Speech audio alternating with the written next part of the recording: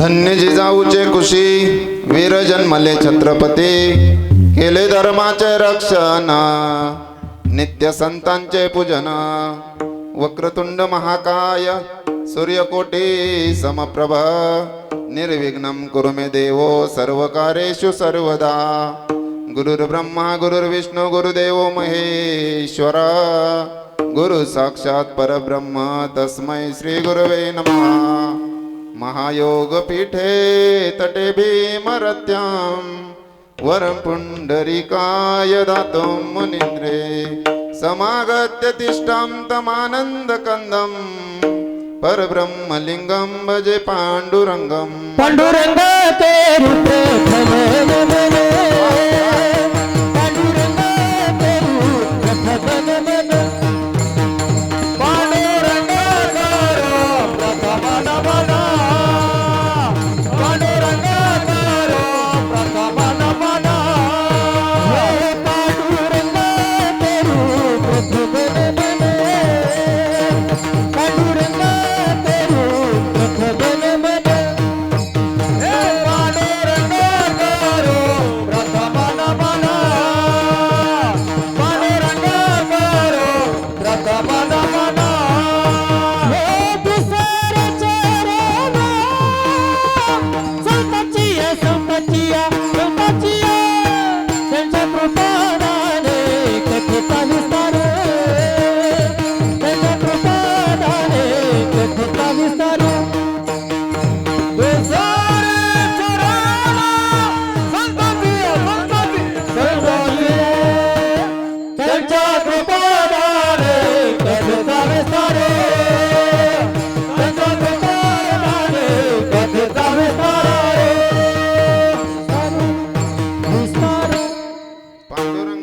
प्रथम नमन दुसरे चरण संताचिया त्यांचे कृपादान कथेचा विस्तारू बाबाजी सद्गुरु दास तुका मनोजवं मारुत तुल्य वेगं जितेंद्रियं बुद्धिमतां वरिष्ठं वातात्मजं वानरायुत मुख्यं श्रीरामदूतं शरणं प्रपद्ये।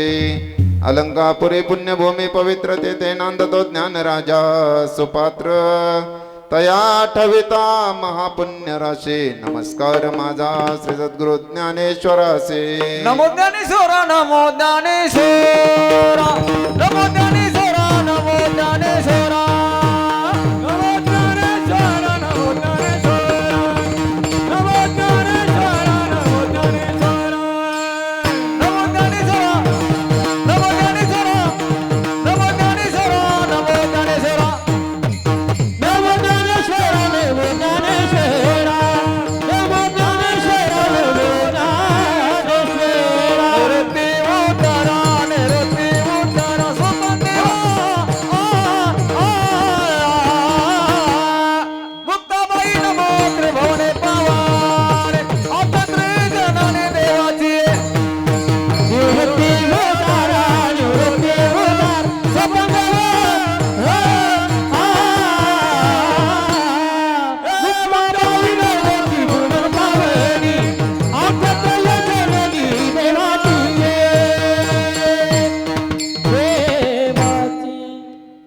मस्तक हे पायावरे मस्तक हे पायावरी मस्तक हे पायावरे मस्तक हे पायावरी या वार करे संताचा या वार करे संताचा या वार करे संताचा या वार करे संताचा या वार करे संताचा या वार करे संताचा मस्तक हे पायावरी वार करे संताचा या वार करे संताचा या वार करे संताचा मस्तक हे पायावरी वार करे संताचा या वार करे संताचा या वार करे संताचा मस्तक हे पायावरी या वारकरी संतांच्या धन्य जिजाऊचे कुशी वीर जन्मले छत्रपती केले धर्माचे रक्षण नित्य संतांचे पूजन. प्रस्तुत प्रसंगी कीर्तन रूपी सेवेकरिता निवडलेला अभंग महान भगवत भक्त परम मंगलमय परात्पर अखिलेश्वर अकारण करुणा वृणालय भक्त वांछित कल्पतरू ताडीपित विनंदित पितांबरधारी तत्वज्ञान अधिष्ठित सिद्धांत गोडीची गोडी परंतु शृंगाराचे रेखीव पण मनाचा ठाव घेणारे जगासाठी समर्थ ठरलेले समर्थ रामदास यांचा 4 चरणाचा या ठिकाणी अभंग निवडलेला आहे. विठ्ठल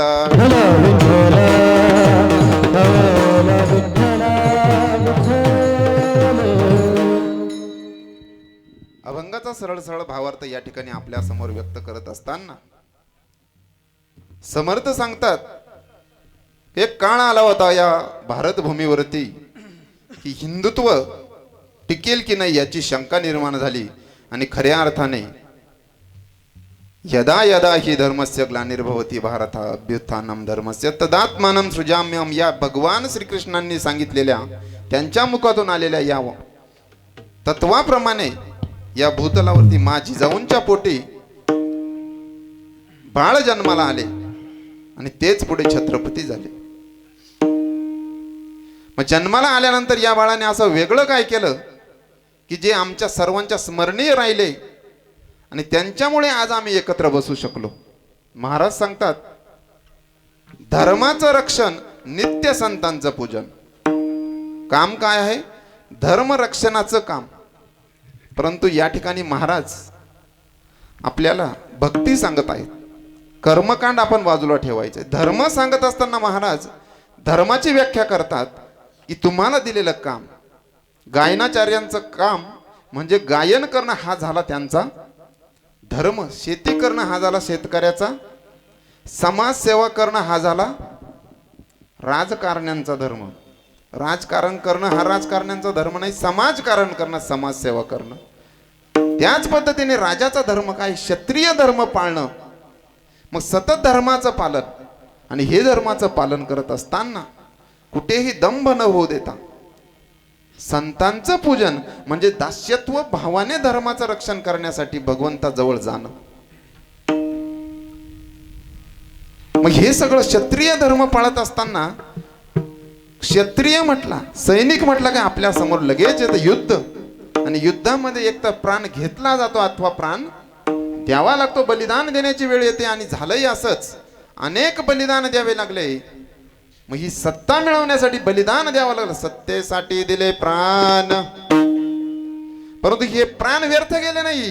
त्या प्राणांच्या जीवावरती खऱ्या अर्थाने हा भगवा जो डौलाने डोलतोय ना हा त्या बलिदानाचं प्रतीक आहे. भगवे लाविले निशान.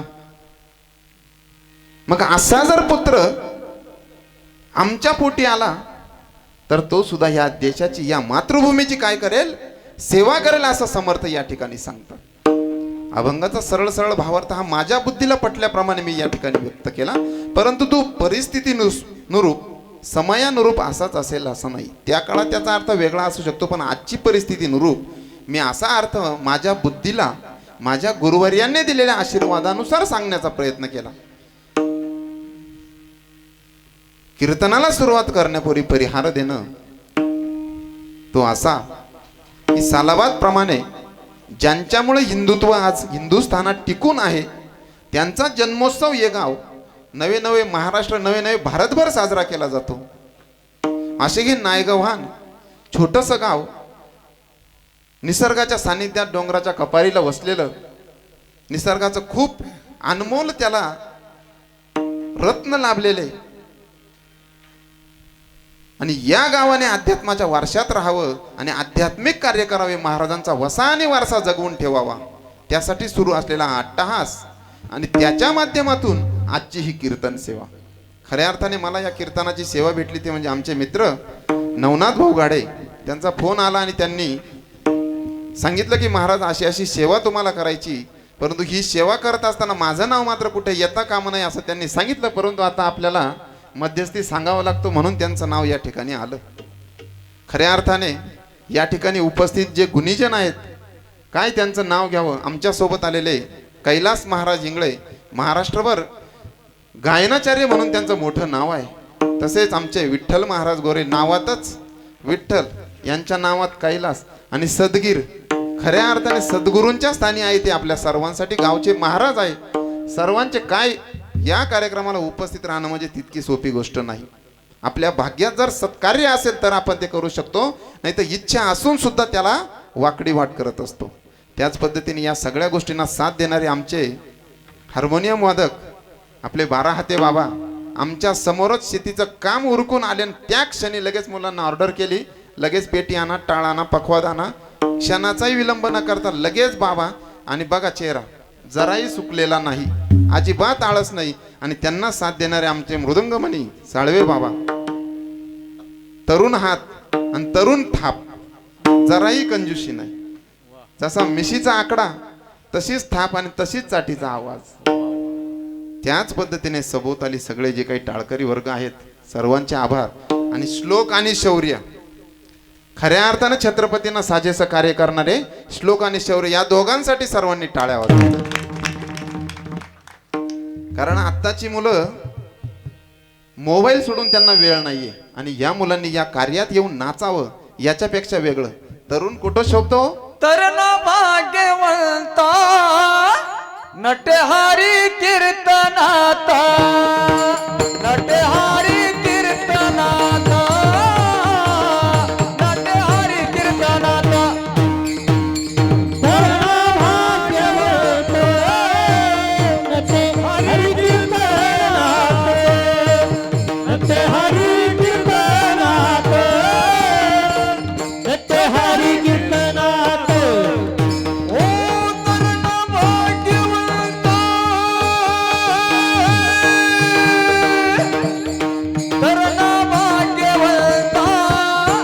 नटहारी कीर्तनाता, नटहारी कीर्तनाता,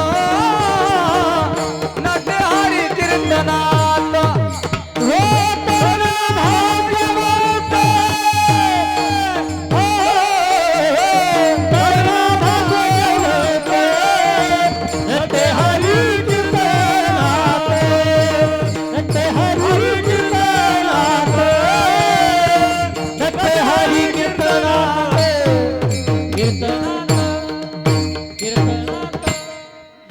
तो तरुण भाग्यवंत आहे कोणता, जो हरिकीर्तनात नाचणार. त्याच पद्धतीने वेळात वेळ काढून या ठिकाणी आपले तालुक्याचे मोठं नाव, तसेच व्यापारी क्षेत्रात मोठं नाव असलेल्या गोरख आबा खूप वेळ काढून ते या ठिकाणी आले. खऱ्या अर्थानं गावावर त्यांचं प्रेम आहे, गावाचं त्यांच्यावरती प्रेम आहे म्हणून ते या ठिकाणी आले. प्रेमाशिवाय काही भेटत नाही. आणि त्यांच्याही पुढे जाऊन खऱ्या अर्थानं मोठी संस्था चालवणारे, 5-50 मुलांची जबाबदारी असणारे आणि त्याच्याही पलीकडे जाऊन कीर्तनाचं मोठं काम करणारे, धर्मकार्य करणारे आपले भाऊलाल महाराज हे सुद्धा या ठिकाणी आले. खऱ्या अर्थाने मी त्यांचे आभार मानेल. तसेच आमच्या सोबत आलेले या देशाची सेवा सैन्य दलात राहून पूर्ण करणारे आणि आता ते सेवानिवृत्त झाले आणि त्यांना कळालं की नायगावांना कीर्तन आहे असे आमचे अनिल महाराज उबाळे. त्याच पद्धतीने आमच्या सोबत आलेले किशोर महाराज महाले, या ठिकाणी प्राध्यापक दाभाडे सर, तसेच प्राध्यापक देशमुख सर, तुषार महाराज, तसेच भूषण महाराज, ही सर्व मंडळी शिवाजी महाराजांचं कीर्तन ऐकण्यासाठी आले. कारण महाराजांचे विचार कानावर पडावे आणि त्यांच्या विचाराने आपल्याला चालता यावं यासाठी सगळा हा अट्टहास. आणि हा सगळा अट्टहास घडवून आणणारे पडद्यामागचे सगळे हिरो म्हणावे लागतील, ते म्हणजे आपण सगळे गावकरी. या ठिकाणी उपस्थित सर्व टाळकरी बाबा आजोबांच्या वयाचे आहेत. खऱ्या अर्थाने त्यांच्या समोर मी कीर्तन करणं म्हणजे माझं भाग्य आहे की अनुभवी माणसांच्या समोर मला या ठिकाणी संधी मिळाली. विठ्ठल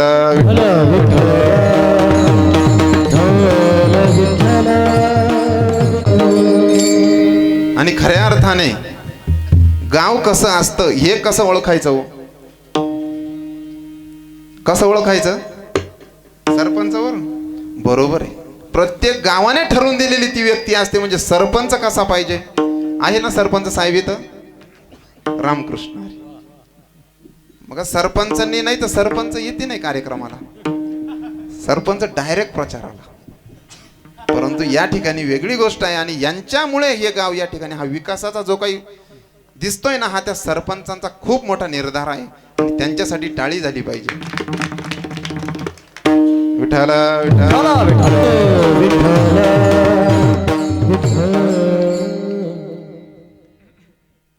अलबेल परिस्थिती आहे आपली. वर्गणी जमा करतो, महाराजांचं मार्गदर्शन असतं, साऊंड सिस्टीम तगडी असते, जबरदस्त साऊंड सिस्टीम, त्यांच्या मार्फत इतरही गावांना ऐकू जाईल अशी व्यवस्था केली जाते. परंतु हे कशाच्या बराबर, कशाच्या जोरावर हे चालू आहे? याचं कारण असं की या ठिकाणी शांतता आहे, कायद्याचं शासन आहे, कायदा आहे, न्याय व्यवस्था आहे. म्हणून मग अशीच न्याय व्यवस्था होती का हो? इतिहासात अशा सगळ्या गोष्टी होत्या का? संतांचे चरित्र आपण बघितले तर 12व्या-13व्या शतकात आपल्या समोर नावं समोर येतात. माऊली महावैष्णव ज्ञानोबराय ज्यांनी खऱ्या अर्थाने वारकरी संप्रदायाचा पाया घातला. पाया घालणं इतकी सोपी गोष्ट आहे का? एखादी छोटी इमारत बांधायची ठरली तर तिचा पाया किती भक्कम असावा लागतो. तिचा पाया जर भक्कम असेल तर वरती इमारत मोठी होते. ज्ञानदेव रचिला पाया, ज्ञानदेव रचिला पाया, ज्ञानदेव रचिला पाया, ज्ञानदेव रचिला पाया. उभारिल्या देवाला, उभारिल्या देवाला, ज्ञानदेव रचिला पाया, ज्ञानदेव रचिला पाया. उभारिल्या देवाला, उभारिल्या देवाला, ज्ञानदेव रचिला पाया, ज्ञानदेव रचिला पाया. ज्ञानदेव रचला पाया, उभारिले देवालया. हा वारकरी संप्रदायाचा जो देवालय आहे ना, तो उभा केला म्हणजे इतकं सहजासहजी नाही. मग एखादा मोठी इमारत उभी करायची असेल तर त्यासाठी श्रीमंती असावी लागते. आणि ज्ञानोबरायांची श्रीमंती किती? जयाची आहे द्वारी सोन्याचा पिंपळ, अंगी ऐसे बळ रेडा बोले. किती श्रीमंती होती तेव्हा. त्या श्रीमंतीच्या जोरावरती हा वारकरी संप्रदाय उभा राहिला. परंतु बघा, काळ बदलला. माऊलींच्या नंतर 12व्या शतकाच्या आसपासच मुघल आक्रमण या भारत देशावरती व्हायला लागली आणि खऱ्या अर्थाने धर्म संकटात येतो की काय अशी परिस्थिती निर्माण झाली. आणि या परिस्थितीचं वेगळं वर्णन मी करणार नाही, कारण या सगळ्या गोष्टी आपल्याला ज्ञात आहे. परंतु एखादं महान कार्य घडायचं असेल, एखादी महान गोष्ट घडायची असेल तर तिच्या पायाशी, तिच्या मुळाशी बराच मोठा संघर्ष असतो. तो संघर्ष आपल्याला या ठिकाणी बघायचा आहे. राजमाता जिजाऊ नाव ऐकलं नाही असा जगात माणूस नाही. आणि या राजमाता जिजाऊ एका राजाचीच कन्या, लखोजी जाधवांची पत्नी झाली, त्या सुद्धा शहाजी राजांची. दोनही घरांचा वारसा राजांचा. परंतु हे दोघही राजे त्या ठिकाणी राजे असून देखील सुद्धा काम करत होते इतर राजांसाठी, सेनापती म्हणून काम करत होते. परंतु आपापसातला वैर इतका आपापसातला वैर की एकमेकाशी सोयरीक असून सुद्धा लखोजी जाधव आणि शहाजी महाराज यांच्यामध्ये प्रचंड वैर. किती वैर असावं? एकदा काय घडलं, शहाजी महाराजांनी सांगितलं की आमच्याकडे असा हत्ती आहे की या हत्तीला थांबवणं मुश्किल गोष्ट आहे. आता आपला शत्रू असं म्हटलं म्हणल्यानंतर लखोजी जाधवांचा त्या ठिकाणी पुतण्या दत्ताजी जाधवांनी शमशेर उपसले आणि क्षणात त्या रणांगणात उडी मारली आणि एका घावामध्ये हत्ती आडवा केला. हत्ती म्हणजे ऐश्वर्याचं प्रतीक आणि शहाजी राजांचा हत्ती आडवा करा म्हणजे शहाजी राजांच्या जिवारी ही गोष्ट लागली. शहाजी राजांनी शमशेर उचलली आणि पुन्हा रणांगणात उडी घ्यावी आणि रणांगणात उडी घेतल्याने दत्ताजींनी वार करावा आणि तो हातावरती झेलावा आणि एका पुन्हा फटक्यात दत्ताजींना आडवं करावं. दोन जीव समोर गेलेले आहेत. यावरती गोष्ट थांबलेली. लखोजी जाधवांनी पुन्हा रणांगणात उडी घ्यावी आणि पुन्हा वार सुरू करावे शहाजी राजांवरती. आणि हे दृश्य बघावं राजमाता जिजाऊंनी की काय चाललंय माझ्या समोर. जनता विद्राव्य परिस्थितीत आहे, संकटात आहे, लेकी बाळींची इज्जत लुटली जात आहे, गरीबावरती अन्याय केले जात आहे. आणि हे सगळं असताना माझे दोघही बाजूचे हे नातेवाईक एकमेकात वाद घालत आहेत. आणि मासाहेबांनी हात जोडले, माझ्या कपाळीचं कुकू वाचवा. आणि लखोजी जाधव मागे सरकले. त्या ठिकाणी ते घनघोर युद्ध थांबलं. परंतु याच्यावरती वैर संपलं नाही हो. बघून घेईल म्हणून लखोजी जाधव मागे झाले. मी कुणाविषयी सांगतोय? दोन मराठ्यांविषयी, महाराष्ट्रातल्या प्रबळ नेत्यांविषयी सांगतोय की आपापसात यांची चाललेली ही युद्ध होती. आपल्यावरती येणारं संकट काही परक्यांनी केलं नाही, आपले एकत्र येत नव्हते म्हणून ही गोष्ट घडली होती. पुन्हा एकदा शिवनेरीच्या जुन्नर किल्ल्याजवळ राजमाता गरोदर असताना शहाजी राजा आले आणि राजमाता यांना कुठं ठेवायचं म्हणून शिवनेरी किल्ला निवडला. शिवनेरीच्या पायथ्याशी असलेल्या एका पाटलाच्या घरी त्यांचा मुक्काम होता. आणि ही बातमी जेव्हा लखोजी जाधवांना कळाली तेव्हा काय करावं लखोजी जाधवांनी? 5000 सैन्य घेऊन शहाजी राजांना शोधण्यासाठी निघाले. अख्ख्या जुन्नरला वेढा दिला आणि शहाजी राजांचा शोध घ्यायला लागले. पाटलांच्या गळ्याला तलवार लावली, सांगा शहाजी राजे कुठे आहेत? आणि पाटलाने सांगितलं महाराज या ठिकाणाहून निघून गेलेले आहेत. खोटं बोलताय तुम्ही. आणि मग पाटलाने शमशेर काढली. तुम्ही मला कोण घाबरवणार आहे? लखोजी जाधव, तुम्ही मला कोण घाबरणार आहे? कुणाचा शोध घेताय तुम्ही? लेकीच्या कुंकुवाचा? आणि गरोदर अवस्थेत जिजामाता पुढे येतात म्हणजे बापासमोर जसं रडतात, बाबा याच्यासाठी माझं हे कपाळ भरलं का तुम्ही? हा कुंकू याच्यासाठी माझ्या कपाळी ठेवला का? आणि जर तुमची इच्छाच आहे, हात धरला आणि आपल्या कपाळावर फिरवला, अगदी माझ्या कपाळावरचं कुंकू पुसा आणि मग तुम्हाला कोणाला मारायचं ते मारा. लखोजी जाधवांना स्वतःची चूक समजली. बाळा नाही ग, माझा राग अनावर होत नाही. मग तुमचा राग जर माझ्या कुंकवाला पुसण्यासाठी उठला असेल तर तो राग काय कामाचा? तुमच्या समोर जनता पीडित आहे, तिच्याकडे तुमचं लक्ष नाही. जनतेचं जाऊ द्या, माझ्या गर्भात असलेल्या बाळाकडे तरी बघाल. आणि आता मात्र लखोजी राजांच्या डोळ्यातून अश्रू आले. बाळ, जिजाऊ काय सांगताय तुम्ही? त्या शहाजींनी मला नाही बोलवलं तरी चालेल, परंतु तुझा मुलगा जन्माला आल्यानंतर खऱ्या अर्थाने पहिल्यांदा मी त्या ठिकाणी येईल आणि या बाळाचं मुख बघेल. मग राजमाता जिजाऊने आपापसात असलेली ही सगळी भांडणं बघितलेली होती, हा संघर्ष बघितलेला होता. आणि ठरवून टाकलं जर माझ्या बाळाच्या येण्याने जर या महाराष्ट्राला सुशांती मिळणार असेल तर हे बाळ कसं जन्माला यावं. आणि मग सुरू झाला खऱ्या अर्थाने आईचा गर्भसंस्कार. माझ्या बाळाच्या वतीने होणार आहे ना. मी सगळं बघितलेलं आहे. काय बघितलं राजमातांनी?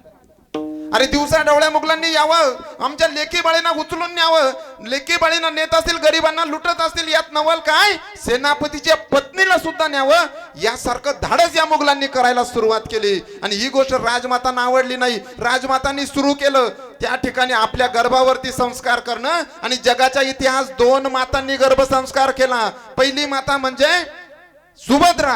परंतु सुभद्रा त्या ठिकाणी आपला गर्भसंस्कार करताना अर्ध्यात झोपी गेली म्हणून आपल्या बाळाला प्राणास मुकावं लागलं. परंतु राजमाता त्या ठिकाणी त्यांना इतिहास माहित होता, कारण इतिहास विसरणारी माणसं इतिहास घडवू शकत नाही. यामुळेच राजमातांनी संपूर्ण संस्कार आपल्या बाळावरती केला.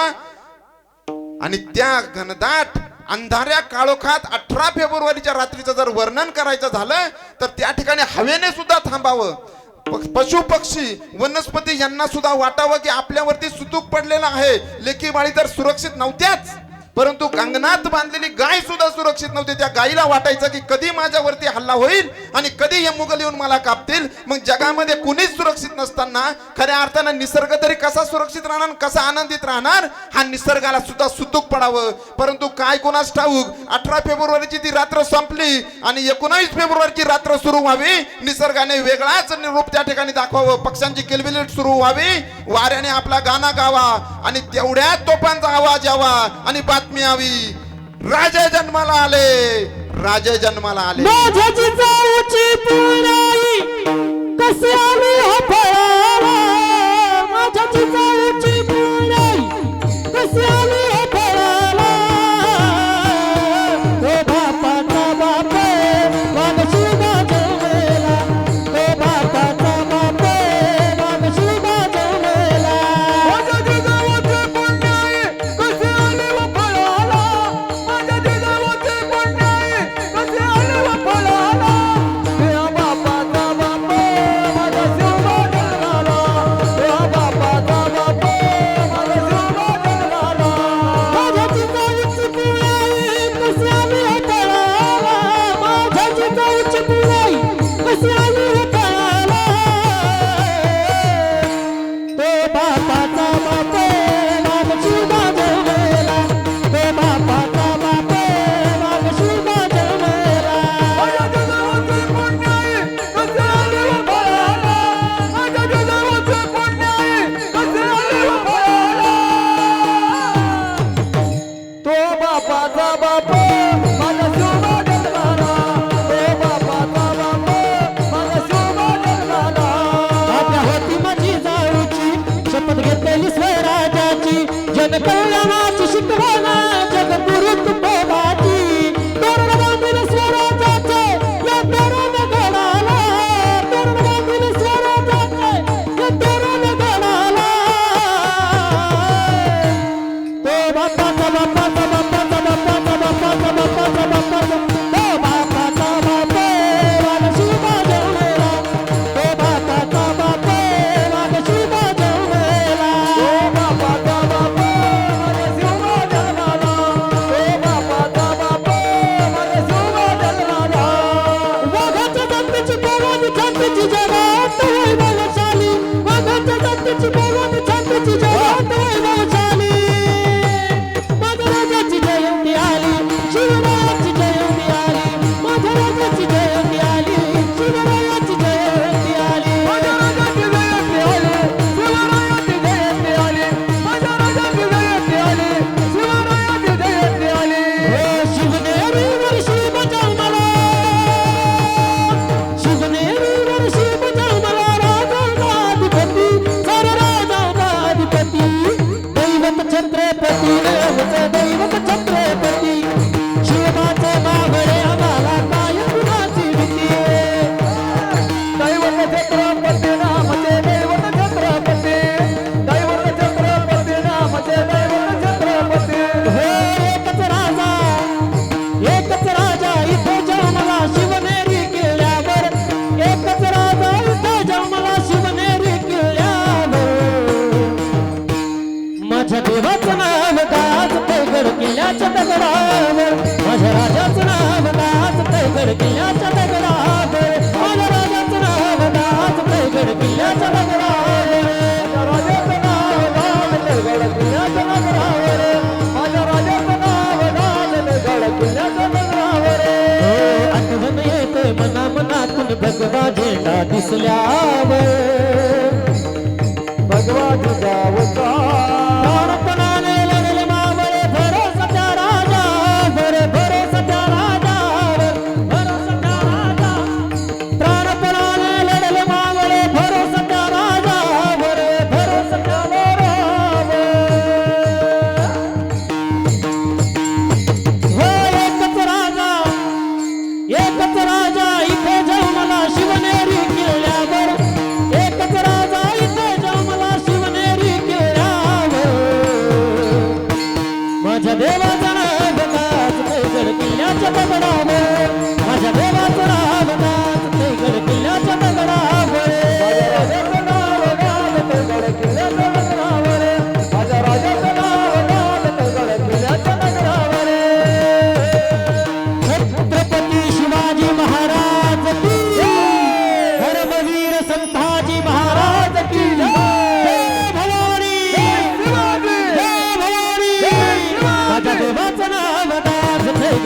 किल्ल्याच्या दगडावर माझ्या देवाचं नाव गाजतंय गड किल्ल्याच्या दगडावर माझ्या राजाचं नाव गाजतंय गड किल्ल्याच्या दगडावर माझ्या राजाचं नाव गाजतंय गड किल्ल्याच्या दगडावर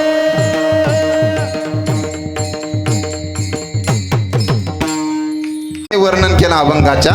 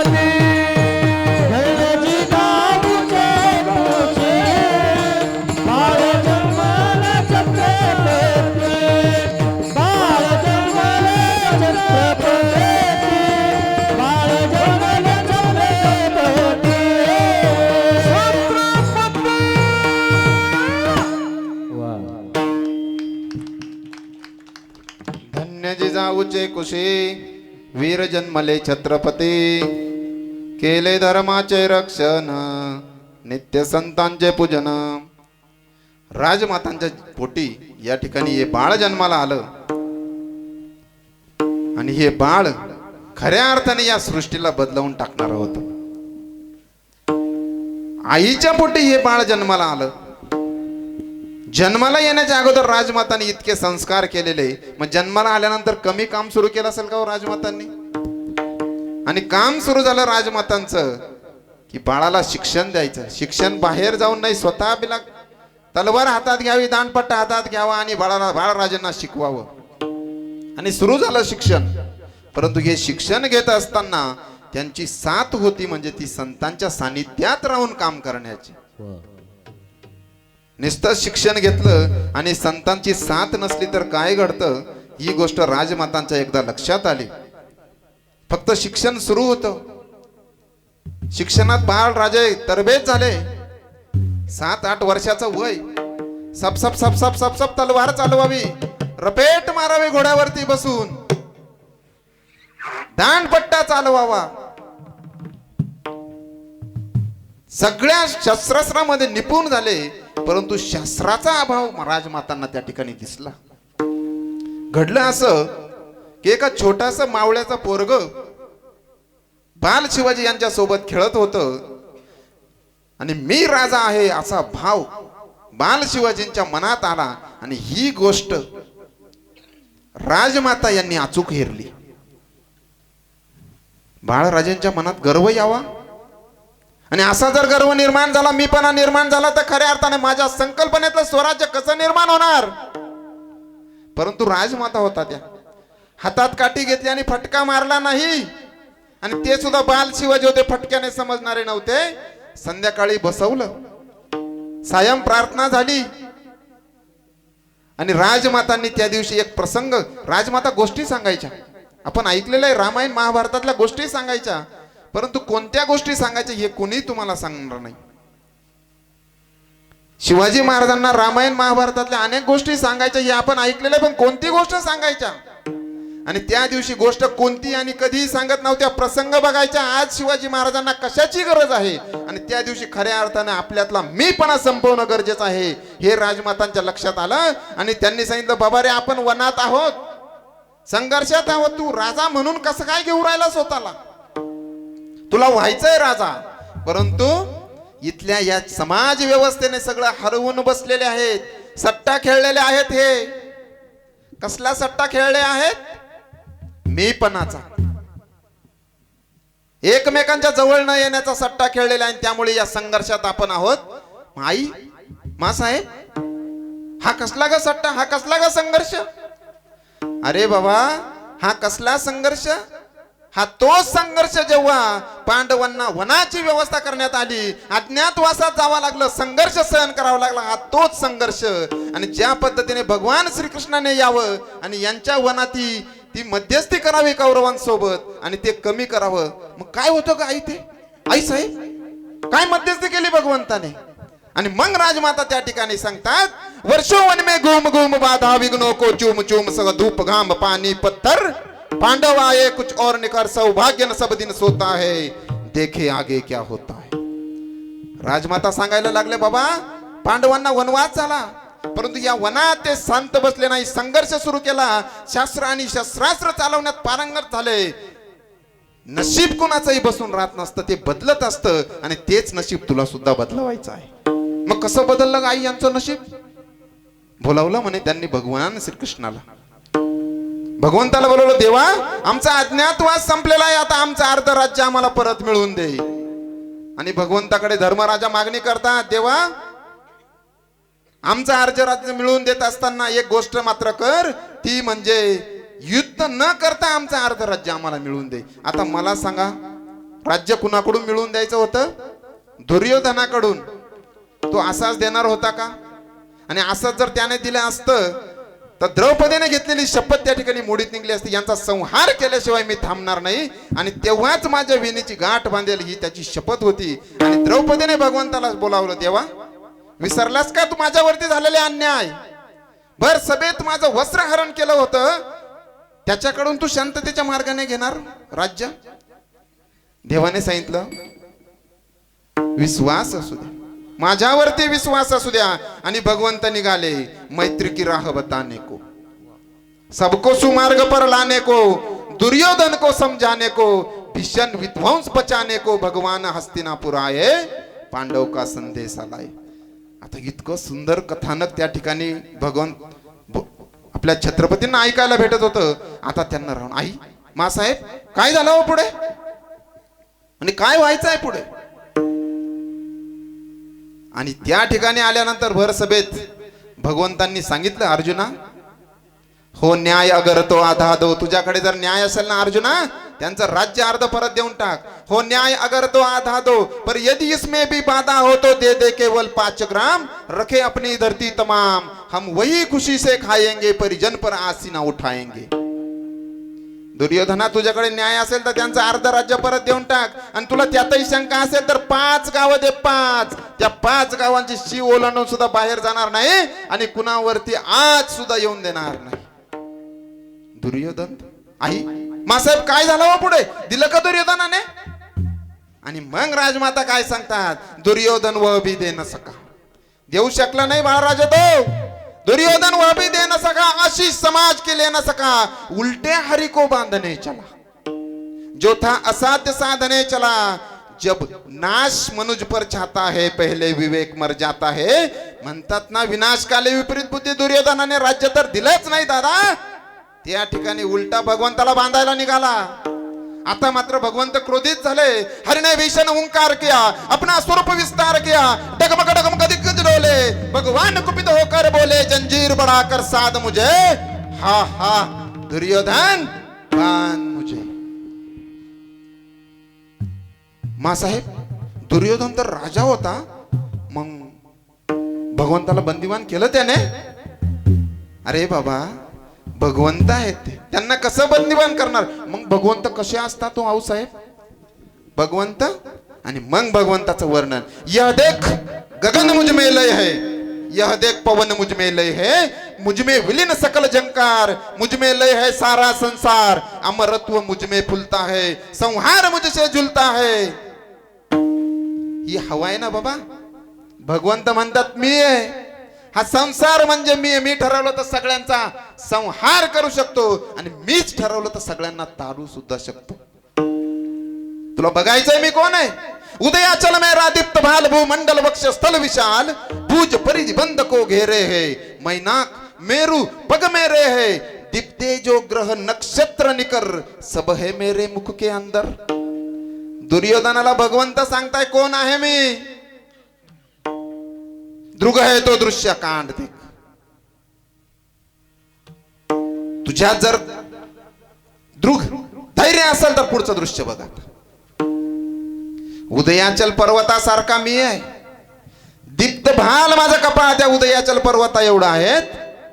हे भूमंडल म्हणजे वक्षस्थल, भुज परिधि बंद को गे. अरे माझ्या हातामध्ये अशी पृथ्वी घेऊन फिरतो रे बाबा मी. मैनाक आणि मेरू नावाचे पर्वत माझ्या पाया एवढे आहेत. दीप्ते जो ग्रह नक्षत्र निकर, तुला आकाशात जे दिसतंय ना सर्वांना, हे माझ्या मुखात आहे. म्हणजे माझं मुख केवढं असेल. ब्रह्मांडाचं दर्शन घडवलं होतं लहान असतानाच आपल्या आईला. माती खाल्ली म्हणून भगवंताला फटका दिला, आणि त्याच वेळेस मन उघडून बघितलं तर आत ब्रह्मांडाचं दर्शन झालं. बाळराजे, एवढंच वर्णन आहे का आऊसाहेब भगवंताचं? नाही ना बाबा. दृग है तो दृश्य कांड देख, मुझ में सारा ब्रह्मांड देख, चर अचर जीव जक्षर अक्षर मनुष्य नश्वर सुर जाति अमर, शतकोटि सूर्य शतकोटि चंद्र शतकोटि सरित सर सिंधु मंद्र, शतकोटि ब्रह्मा विष्णु महेश, शतकोटि जलपति धनेश, शतकोटि रुद्र शतकोटि काल, शतकोटि दंडाधर लोकपाल, जंजीर बनाकर साधइने, हा हा दुर्योधन बांध मुझे. बाबा रे, दुर्योधनाला गर्व झाला होता तेव्हा भगवंताने सांगितलं 100 कोटीच्या गणनेत जे सगळं काही आहे ते म्हणजे मी आहे. मग माझ्या पुढे कुठे तो? मग तू जर दुर्योधनासारखं वागला बाबा तर भगवंताला पुन्हा यावं लागेल आणि तुला बंदिवान करावं लागेल. रे दादा, तुला या समाजासाठी जगायचंय, तुला या भारत मातेसाठी जगायचंय. भारत मातेचं कुकू पुसलं जात आहे, लेकी बाळी वाटवल्या जात आहे. मला जे दृश्य समोर दिसलं ते भविष्यात असू नये यासाठी तुझ्यावरती हा संस्कार घडवला जात आहे. मग यात जर तुझ्यात मीपणा आला तर हे राज्य कसं व्हावं, हे स्वराज्य कसं निर्माण व्हावं, हा प्रश्न माझ्या मनात आला. डोळ्यातून अश्रूंच्या धारा आल्या. आणि मग बाळराजे बोलले, मासाहेब तुमच्या स्वप्नातलं स्वराज्य खरं करणार. आणि तेव्हापासून कामाला लागले आणि सर्व रयतेला एकत्र जुळवणं आणि बालकांना एकत्र करणं आणि त्यांच्या सोबत मैत्री करणं. अरे मीपणा संपला आणि खऱ्या अर्थाने स्वराज्याची मुहूर्तमेढ राहण्यासाठी त्या ठिकाणी मंदिरात जाऊन शपथ घेण्यात आली. विठ्ठला विठ्ठला विठ्ठला विठ्ठला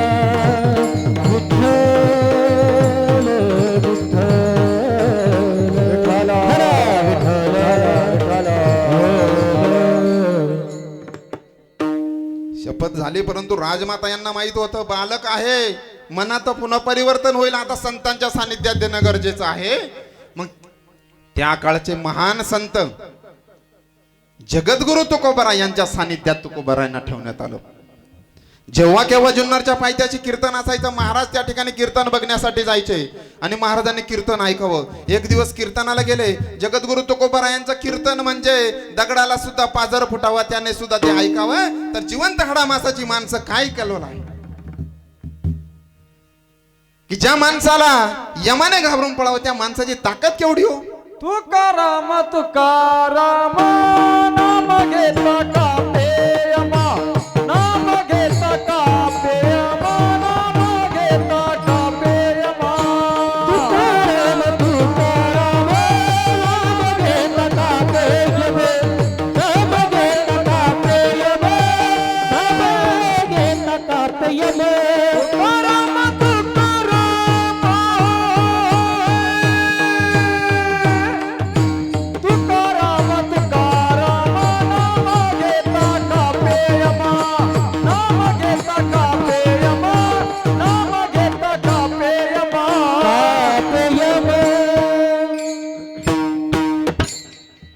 तुकाराम तुकाराम नाम घेता कापे यम, धन्य तुकोबा समर्थ त्याने केला हा पुरुषार्थ.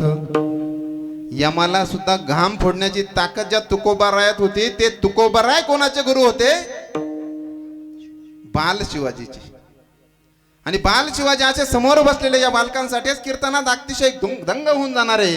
मग जे बालक कीर्तनात दंग होतात, महाराजांच्या शब्दानं शब्दाचा परिणाम त्यांच्यावरती होतो. आणि त्या दिवशी जगद्गुरु तुकोबारायांचा कीर्तनाचा विषय होता मोक्ष योग. मोक्ष प्राप्ती करायची बाबांनो. पुनरुपी जनन पुनरुपी मरण, पुनरुपी जननी जठरे शयन, इह संसारे बहुदुस्तरे, कृपया पारे पाहि मुरार, भज गोविंदम गोविंदम भज मूढमते. जगद्गुरूंचं गायन सुरू झालं आणि बाल शिवाजी त्याच्यात अडकून गेले. अरे आपल्याला जन्माला यायचं आणि मृत्यू ठरलेला आहे. जन्म मृत्यूच्या या फेऱ्यामधून जर आपल्याला वाचवायचं असेल तर खऱ्या अर्थाने भगवंताच्या नामस्मरणात जावं आणि मोक्षाची प्राप्ती करून घ्यावी. आणि मोक्ष जर मिळाला तर मग काय पाहिजे आपल्याला. आणि या बाल मनावरती तोच परिणाम घडला. दुसऱ्या दिवशी शस्त्र टाकून दिले, भगवे वस्त्र परिधान केले आणि भगवंताचं नाव सुरू झालं. राजमाता होत्या त्या, त्यांच्या पुन्हा गोष्ट लक्षात आली, अरे काय घडलंय. तलवार हातात घेऊन चालवायची तर यांनी काय हा नवीन पराक्रम चालू केला. भगवे वस्त्र धारण केली आणि राजमातांच्या लगेच लक्षात आलं. त्यांनी कुठे बाहेर जाऊन पाहिलं नाही बर का. सुकून वगैरे तर मुळीच पाहिलं नाही. वैज्ञानिक दृष्टिकोन होता. ज्ञानेश्वरांची ज्ञानेश्वरी त्यांना अचूक माठ होती. मग ज्ञानेश्वर महाराज नेहमी सांगतात, तया उदकाचे नि आवेशे, प्रगटले तेज जे लखलखीत दिसे, तये विजू माझे असे सलिल काही. पाण्याच्या आवेशाने जर विद्युत निर्माण होत असेल, आपण एवढाच भाव घेणार आहोत. त्या विजेत पाणी शोधायचं नाही आपल्याला, परंतु पाण्याच्या आवेशाने वीज निर्माण होती हे आपल्याला कळलं का हो एडिसन येईपर्यंत. मग आपण फक्त ग्रंथ ठेवले आणि डोक्यावर घेऊन नाचलो, त्या पलीकडे. परंतु राजमाता त्यातल्या नव्हत्या. नाही 100% कुठेतरी मेक आहे. पुन्हा तुकोबारायांना बोलवलं, महाराज तुमच्या कीर्तनाचा परिणाम झाला. काय कीर्तन केलं? महाराजांनी सांगितलं. महाराजांच्या क्षणात लक्षात आलं. आणि दुसऱ्या दिवशी कीर्तनाचा विषय होता कर्म संन्यास योग. बाबांनो, ममे वंश जीव लोके जीवभूत सनातना.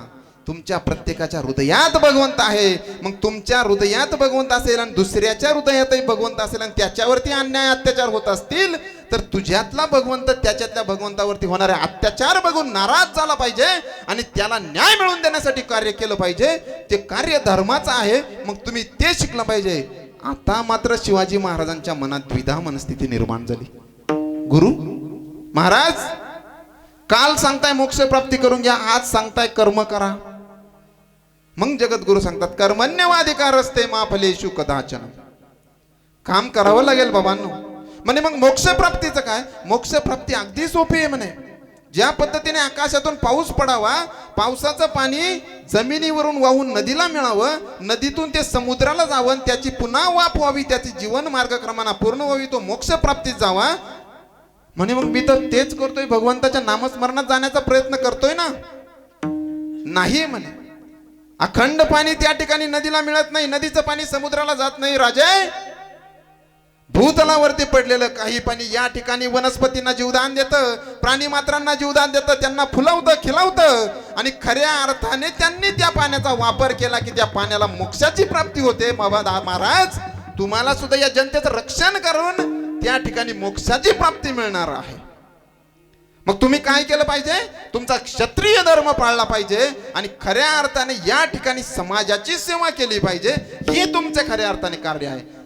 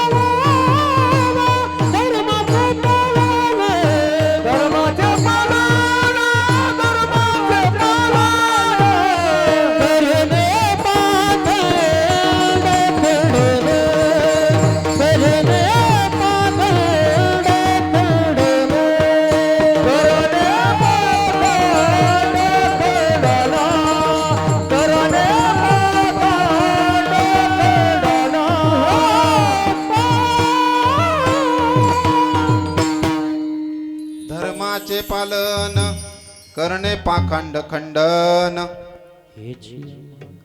धर्माचे पालन आणि पाखंडांचं खंडन हे काम जगद्गुरु तुकोबाराय बाल शिवाजीला सांगतात. मग बाल शिवाजी आता प्रश्न विचारल्याशिवाय राहील का हो? लगेच प्रश्न, महाराज मग आमचं हे काम आहे तुमचं काय आहे? मग महाराज सांगतात हेची आम्हा करणे काम बीज वाढवावे नाम.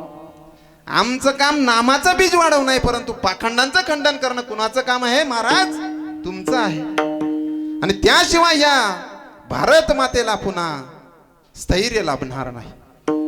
आणि शिवाजी महाराजांनी शपथ घेतल्याप्रमाणे कामास सुरुवात केली. काम इतकं झपाट्याचं मावळे जमा करावे, त्यांना प्रशिक्षण द्यावं आणि त्या मावळ्यांनाच स्वतः राजा असल्याचं भासवावं. मग या स्वराज्यामध्ये असा एकही नव्हता की त्याला वाटत नव्हतं की मी राजा नाही, आणि असा एकही नव्हता की त्याला वाटत नव्हतं मी प्रजा नाही, मी सेनापती नाही. म्हणजे स्वतःच्या मनातच राजाचा भाव बसवला आणि मी राजा आहे मग मी पण तेव्हा सोडून दिला.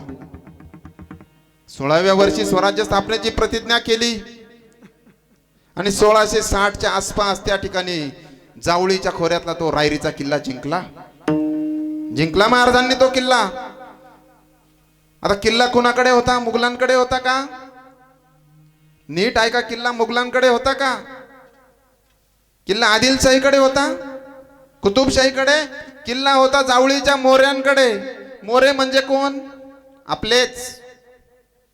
आणि त्या मोळ्यांना सांगितलं, महाराजांनी पत्र लिहिलं, जर जावळीच्या खोऱ्यामध्ये जाऊन जर तुम्ही काही आम्हाला ताप कराल तर खऱ्या अर्थाने त्या ठिकाणी तुम्हाला शिक्षा केली जाईल. आणि तेव्हा जावळीच्या मोऱ्याने उत्तर द्यावं की जर तुम्ही आम्हाला फरमान काढू इच्छिता, तुम्हाला हा फरमान काढण्याचा अधिकार दिला कोणी? तुम्ही राजे म्हणून घेता, तुम्हाला राजे म्हणणार कोण? आणि आता मात्र छत्रपतींचा संताप झाला. बाबा रे, सैन्य पाठवलं, एकही सोडला नाही, सगळे मोरे संपवले, जावळीचं खोरं ताब्यात घेतलं. कशासाठी? स्वराज्यावरती होणारे आक्रमण थांबवण्यासाठी. आणि मग जेव्हा समोर तो किल्ला दिसला आणि त्या किल्ल्याकडे बघितल्यानंतर महाराज म्हणाले, दौलताबाद किल्ला पृथ्वीवरती गड चकोट परंतु उंचीने थोडका. दौलताबाद गड पृथ्वीवरती गड चकोट परंतु उंचीने थोडका.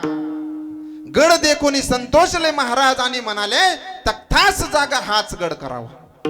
आदेश दिला, आपल्या स्वराज्याची राजधानी होईल तर याच गडावरती होईल. आता यामागे काही गड दिसला म्हणून राजधानी केली का? नाही.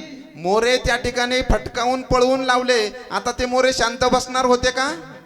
मोऱ्यांचा जावळीचा हाय तो किल्ला घेतला असता तर मोरे कधी आले असते आणि लगेच आक्रमण, कारण ते त्यात लहानचे मोठे झालेले होते. असा किल्ला बनवायचा होता की ज्याची कुणालाही माहिती नसावी आणि नवीन किल्ला बनवला. काम सुरू झालं आणि किल्ल्याचं काम सुरू असताना महाराज आपल्या स्वारी आणि इतर कामांमध्ये व्यस्त झाले. दिवसामागून दिवस जात होते आणि रायगडचा किल्ला त्या ठिकाणी पूर्ण झाला बांधून. किल्ला पूर्ण झाला, या ठिकाणी महाराजांना स्थैर्य निर्माण झालं. या भारत मातेला एक राजा मिळालेला आहे अशी भावना प्रत्येकाच्या मनात निर्माण झाली. यवनांची आक्रमण थांबली. म्हणून राजमाता जिजाऊंनी सांगितलं, महाराज बाळराजे, आपल्याला तुमचा राज्याभिषेक करून घ्यावा लागेल, जेणेकरून शास्त्र मान्यता जर मिळाली तर खऱ्या अर्थाने आपण याच प्रजेला न्याय देऊ शकतो. आणि ठरलं, मराठ्यांचा पहिला राजा छत्रपती होणार होता. म्हणून राज्याभिषेकाचा कार्यक्रम ठरला रायगडावरती. आता रायगड किल्ला जर बघितला, आजही आपल्याला 4-4 तास चाई चढण्यासाठी लागतात. आता पहिला राज्याभिषेक, मराठ्यांचा पहिला राजा, 400 वर्षानंतर हिंदुत्ववाद त्या ठिकाणी पुढे येणार होता, हिंदू राजा निर्माण होणार होता, गादीवर बसणार होता. मोठा राज्याभिषेक करायचा ठरला आणि अचूक त्या ठिकाणी महसूल मंत्र्यांनी सांगितलं की जवळजवळ 1 लाख होन खर्च येऊ शकतो. महासाहेबांनी सांगितलं 1 लाख येऊ द्या, परंतु जर आपलं हे वैभव इतरांनी बघितलं, खऱ्या अर्थाने पुन्हा आपल्यावरती आक्रमण करण्याची गोष्ट करणार नाही. आणि ठरलं, इतर आजूबाजूच्या सगळे राजे रजवाड्यांना आमंत्रण देण्यात आली.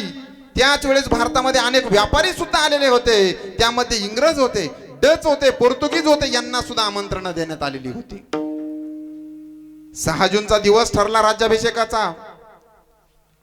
राज्याभिषेकाचा हा दिवस ठरल्यानंतर त्याच्या 4-5 दिवस अगोदरच राजे रजवाडे त्या ठिकाणी रायगडाकडे येऊ लागले. रायगडाच्या पायथ्याशी त्या ठिकाणी पालख्या पडायला लागल्या, राजांच्या व्यवस्था झाल्या आणि यामध्येच ब्रिटिश व्यापारी सुद्धा त्या ठिकाणी होते. 6 जूनचा दिवस उजाडला. सर्वांची वरती जाण्यासाठी लगबग सुरू झाली. सर्व राजे त्या ठिकाणी पालखीत बसून चाललेले होते, परंतु ब्रिटिश नवीनच भारतात आलेले होते. त्या ठिकाणी पालखीची व्यवस्था नव्हती. व्यापारी सनदा मिळवण्यासाठी आलेले हे ब्रिटिश त्या ठिकाणी पायी निघाले. 6 जून म्हणजे महाराष्ट्रात नेमकाच पावसाळा सुरू होणार आणि रायगडावरती पावसाची झिपरिप सुरू झालेली होती आणि संपूर्ण रस्ता ओला चिंब. आता मला सांगा, या ब्रिटिशांना त्या रायगडावरती चढणं तितकं सोपं होतं का हो? अजिबात नाही. त्यांची देह यष्टी जरी आपण बघितली तर मुलायम शरीराचे आणि पावसाळ्यात ओल्या पायाने वरती चपला घालून जाणं तर मुळीच शक्य नाही. आता रस्ता थोडा चांगला आहे, तितक्या काळी इतका ओबड-धोबड रस्ता, रस्त्याने व्यवस्थित एका माणसाला चालता येणार नाही असा छोटा अरुंद रस्ता, त्या रस्त्याने या ब्रिटिशांना जायचं होतं. परंतु मनात ठाम निर्धार, आपल्याला जायचाच आणि हे कोण महाराज आहे, यांच्याकडून व्यापारी सनदा मिळवायच्या, कारण यांना एक एक गुण आलेला होता त्यांच्याकडून. सकाळी 6 वाजता पादाक्रांत करायला निघालेले हे ब्रिटिश 6, 7, 8, 9, 10 वाजेच्या दरम्यान रायगडाच्या मध्यवर्ती पोहोचले आणि आता मात्र त्यांच्या मनामध्ये, त्यांच्या मुखामध्ये महाराजांविषयी अपशब्द यायला लागले. अरे काय हा मराठ्यांचा राजा, काय गरज होती या रायगडावरती राज्याभिषेक घेण्याची?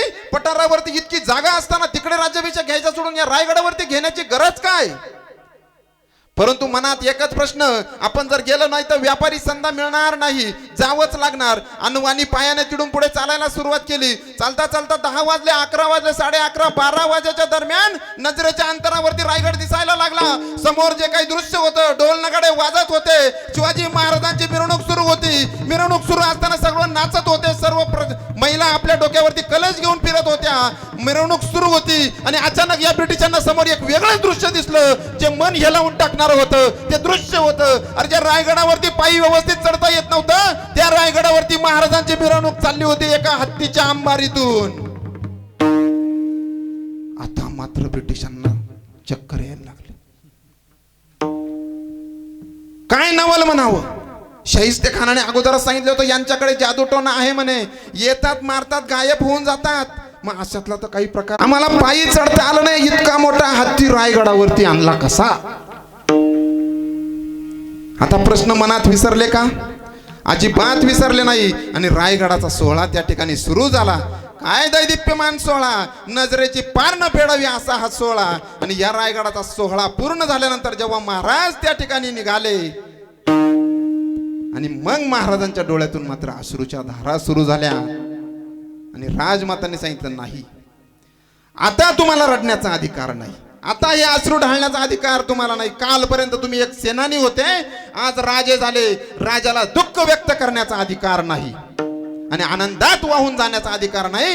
ही धुरा तुमच्या खांद्यावरती आहे. महाराजांनी कंठात आलेला औंढा गिळला, डोळ्याचे अश्रू पुसले आणि ताट मानेने पुढे सरळ निघाले आणि सिंहासनावरती विराजमान झाले. गड्यानं राजा की रे झाला, गड्यानं राजा की रे झाला, शिवबा सिंहासनी बैसला, शिवबा सिंहासनी बैसला, शिवबा सिंहासनी बैसला. गड्यानं राजा की रे झाला, गड्यानं राजा की रे झाला, शिवबा सिंहासनी बैसला, शिवबा सिंहासनी बैसला, शिवबा सिंहासनी बैसला. भुवनी संग सर्व मावेळे, पेटून उठले ज्यांच्यामुळे, भुवनी संग सर्व मावेळे, पेटून उठले ज्यांच्यामुळे. राजा तो शिलवान देखिला, राजा तो शिलवान देखिला, शिवबा सिंहासनी बैसला, शिवबा सिंहासनी बैसला, शिवबा सिंहासनी बैसला.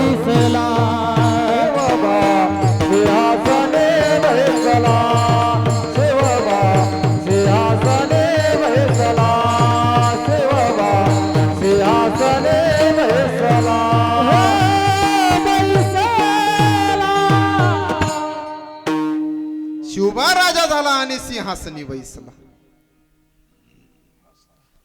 खऱ्या अर्थाने या महाराष्ट्राला, या भूमीला छत्र मिळालं. महाराजांचा हा राज्याभिषेक पूर्ण झाला आणि पुढची व्यवस्था महाप्रसादाची. आपल्यातले सगळेच कीर्तन ऐकायला आलेले असतीलच 100%. माझ्यासारखा एखादा जेवणासाठी सुद्धा आलेला असतो. आणि ते वाटच बघत होते, ब्रिटिशही त्यातलेच.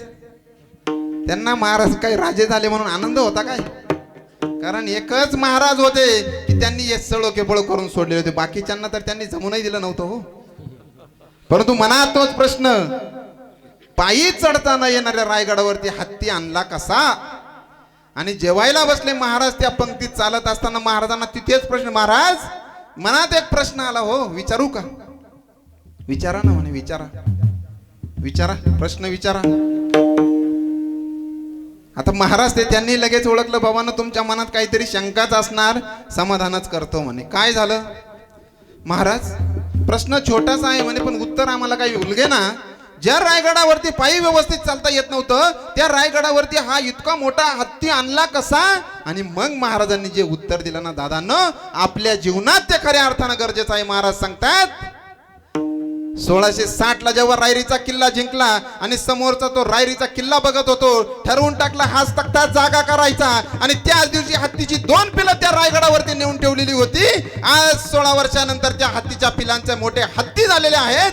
आणि मी दिलेला शब्द जगद्गुरु तुकोबरायांना होता, कारण महाराज म्हटले होते, शिव तुझे नाव ठेविले पवित्र, छत्रपती सूत्र विश्वाचे की. मग त्या छत्रपतीची शपथ या रायगडावरती घेण्यासाठी हा हत्तीची पिल्लं या ठिकाणी आणून ठेवलेली होती.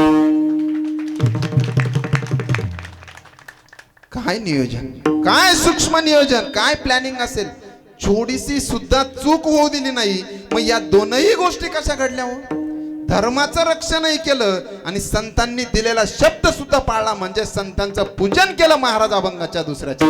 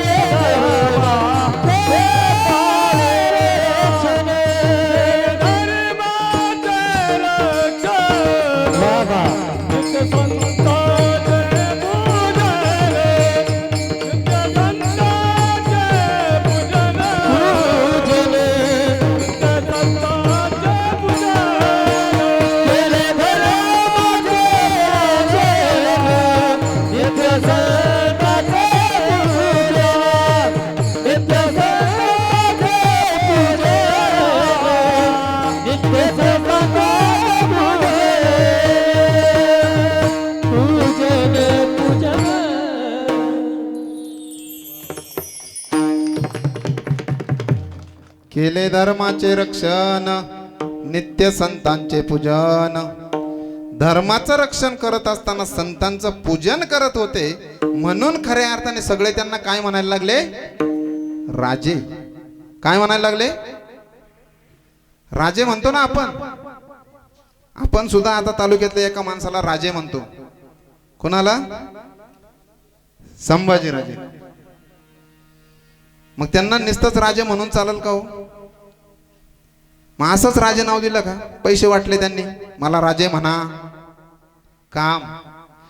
आणि खऱ्या अर्थाने त्यांचा पोरगा कीर्तनात येऊन बसावं म्हणजे संतांच्या सानिध्यात राहणं म्हणजे खऱ्या अर्थानं राजे नावाला तुम्ही शोभलेले आहे. खऱ्या अर्थानं थोडं सांगणार आहे मी.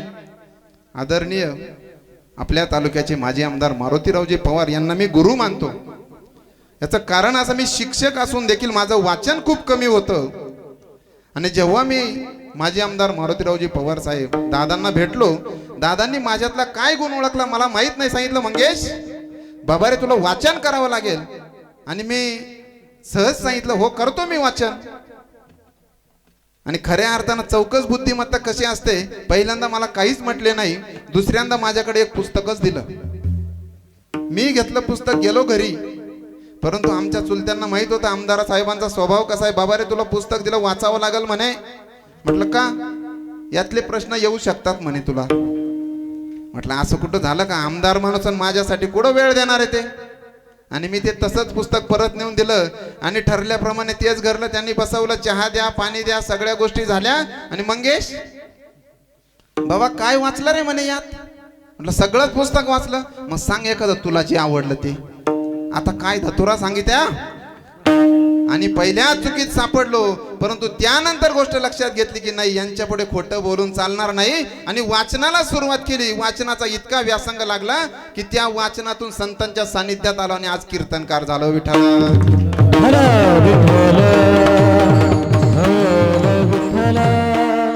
आणि त्यांनी मला सांगितलं, मंगेश कीर्तनकार झालास बाबा रे, खूप मोठी धुरा खांद्यावर घेतली, जबाबदारीनं वागायला शिक. आणि त्या जबाबदारीने खऱ्या अर्थाने माझ्यावरती पुन्हा एक जबाबदारी येऊन पडली की निष्कलंक जर चरित्र ठेवायचं असेल तर मला हा आदेश गुरुचा पाळावा लागेल. आणि सगळ्यांनीच तो निष्कलंक छत्रपतींकडून शिकावा की आयुष्य निष्कलंक, आयुष्य निष्कलंक. आणि माणसं कशी तयार केली? देणारी माणसं तयार केली. काय? बलिदान, जीव दिला. नाहीतर आपण 3 चांगले सत्पुरुष होते हो, चांगले सत्पुरुष. आणि रस्त्याने चालताना त्यांना एक सोन्याचा भरलेला हंडा सापडला. आता सत्पुरुष असल्यामुळे मनात लगेच निर्माण झाला प्रश्न, वाटून घ्यायचंय म्हणे. पण सत्पुरुष असल्यामुळे यातला एक वाटा ज्याच्यामुळे आपल्याला हे भेटलं त्याला द्यावा लागेल म्हणे. मग कोण तो? अरे बाबा नो भगवंत ना म्हणे, देवामुळे आपल्याला हा हंडा भेटला, देऊ ना म्हणे. माझ्याकडे एक आयडिया आहे, अक्कल आहे, शक्कल आहे म्हणे. मी सांगतो काय करू, या ठिकाणी छोटस वर्तुळ आखू आणि हा सोन्याने भरलेला हंडा वरती फेकू. वरतून खाली पडल्यानंतर या छोट्या वर्तुळात जेवढं सोनं पडल ते देवाला आणि बाकीचं आपल्याला. देण्यावरून सांगतोय बरं का मी, महाराजांनी कशी माणसं निर्माण केली ना आपण कसे आहोत. दुसरा म्हणला, काय महाराज तुम्ही इतकी कुठं चिकाटी असते काय? इतक्या छोट्याशा वर्तुळात काय पडल म्हणे. म्हणे मग गावा एवढं वर्तुळ आखा म्हणे, गावा एवढं. म्हणे मग गावा एवढं वर्तुळ आखा आणि वरती सोनं फेका, जेवढं आतमध्ये पडल तेवढं आपलं. आता बाहेर जाईल का?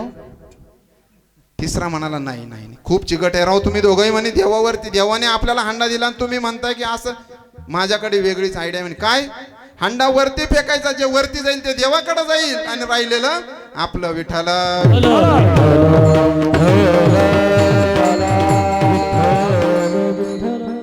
ही देण्याची वृत्ती का आपली?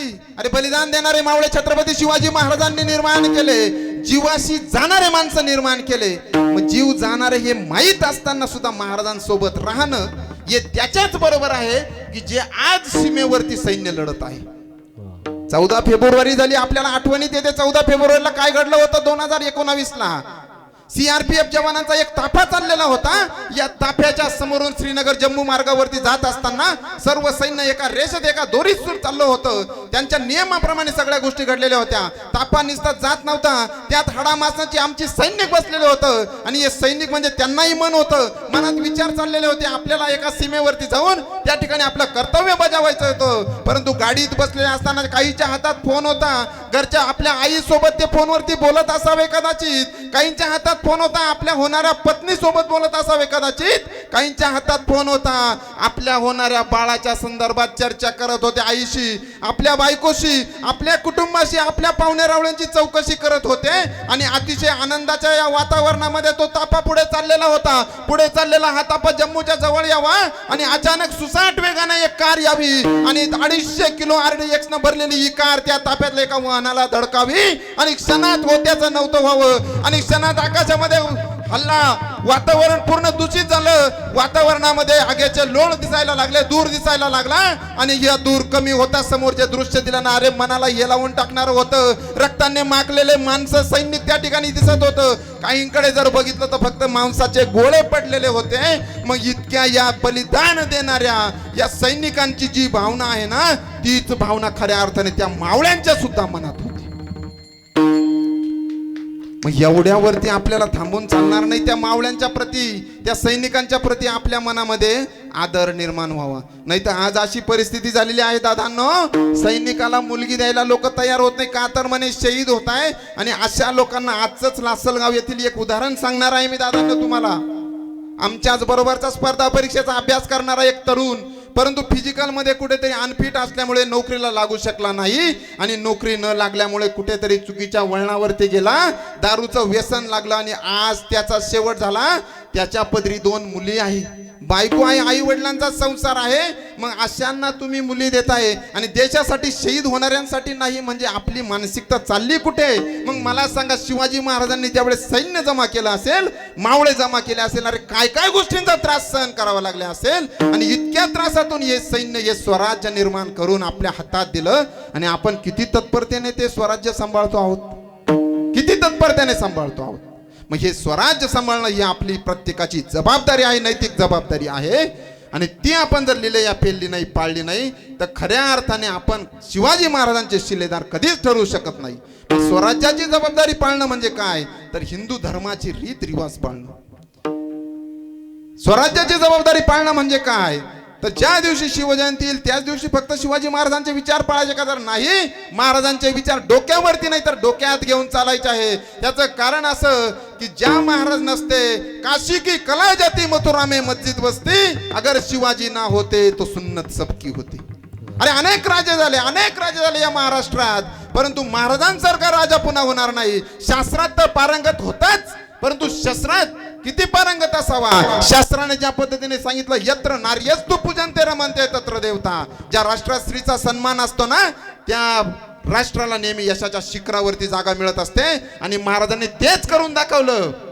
अतिशय बालवयात असताना रांजाच्या पाटलाचा चौरंग करावा आणि समाजाला दाखवून द्यावं की जर कोणी एखाद्या माझ्या माय बहिणीकडे जर वाकड्या नजरेने बघल तर त्याचा चौरंग केला जाईल. चौरंग म्हणजे काय, हात कापले, पाय कापले, त्याला जेवणाची व्यवस्था दिली, दररोज उचलायचं आणि गावाच्या पारावरती आणून ठेवायचा, संबंध गावाला दृश्य दिसायचं. अरे याची ही काय अवस्था, ही अशीच दिसली पाहिजे की जेणेकरून याच्याकडे बघितल्यानंतर पुन्हा एखाद्या माता माऊलीवरती अन्याय करण्याची ताकद कुणात होणार नाही. असा माझा राजा होता. महिलांना सन्मान द्यायला शिका. परंतु आज परिस्थिती अशी आहे, इतर महिलांना जाऊ द्या, आपल्या घरातील महिलांना तरी सन्मान द्यायला शिका. नाही तर काही जण म्हणतात आमच्या घरचे ऐकत नाही हो, आमचं अजिबातच ऐकत नाही म्हणे. म्हणे का ऐकत नाही, माझी तर लई इच्छा आहे म्हणे तिला प्रेमानं समजून सांगण्याची, पण ती ऐकतच नाही म्हणे. मग महाराजांनी सांगितलं, बाबा आज पुन्हा प्रयत्न करून बघा. गेले म्हणे ऐकत नाही, दरवाजात उभे राहिले. का हो, काय भाजी करणार आहे आज? एक नाही, 2 नाही. म्हणे अरे बापरे, दरवाजातून हिला ऐकायला खूपच कमी यायला लागलं वाटतं. हॉलमध्ये गेले, अहो काय भाजी केली आज? पुन्हा आवाज आला नाही. किचन मध्ये गेले आणि अहो काय भाजी केली आज? तरी ऐकायला आलं नाही आणि समोर बाईचा असा हात धरला. अहो काय भाजी केली? आणि त्यांनी बटाट्याच्या भाजीची कढई उचलली आणि अशी खाली झापटवली. 4 वेळेस सांगितलं ऐकायला येत नाही का हो म्हणे. म्हणजे आपली अशी परिस्थिती, ऐकायला आपल्यालाच येईना आणि आपण म्हणतो ती माझं ऐकत नाही. दादांनो ऐकायला त्यालाच येत नव्हतं, तो म्हणायचा बाई माझं ऐकत नाही. बाई सांगतच होती. स्त्रियांचा सन्मान करायला शिका दादांनो. विठ्ठल विठ्ठला विठ्ठला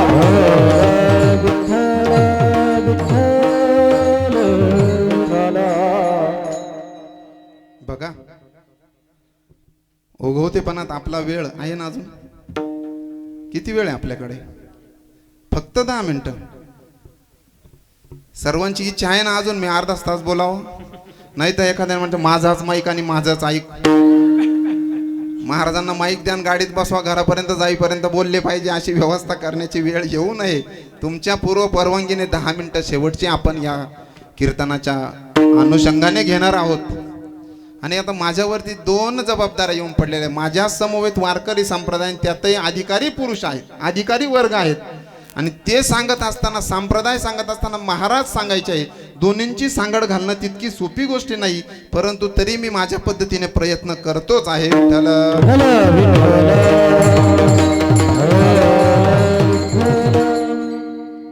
थोडक्यात एक प्रसंग बघणार आहोत. कसे मावळे निर्माण केले? कसे मावळे निर्माण केले हो?